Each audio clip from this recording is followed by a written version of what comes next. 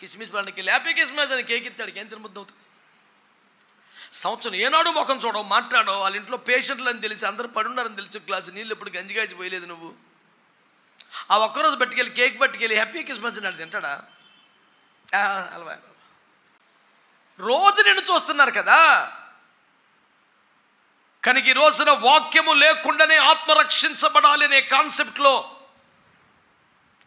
నేను ఒక ప్రసంగం చేయకుండా వాక్యం చెప్పకుండా నరకం నిరతం ఉంటుంది, కాలిపోతావు, అగ్ని ఆరుదు, పురుగు చావదు, ఇప్పుడే మారు మనసు పొందు, నేడే రక్షణ దినం అని నువ్వు చెప్పిన ప్రసంగం కన్నా నీ బ్రతుకు, నీ సాక్ష్యం, నీ ప్రవర్తన తీరు తెన్ను కరెక్ట్గా ఉంటే వాక్యము లేకుండానే ఈ దేవుడు నాకు కావాలి, ఈ భక్తి నాకు కావాలి, ఈ విధానం నాకు కావాలని వాళ్ళు వస్తారని వాక్యం చెబుతుంది.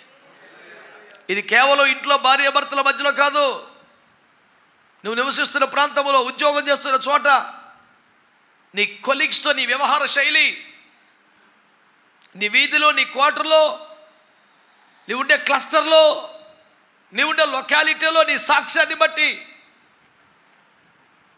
నీ సత్ప్రవర్తనను బట్టి కొన్ని ఆత్మలు రక్షించబడవచ్చు.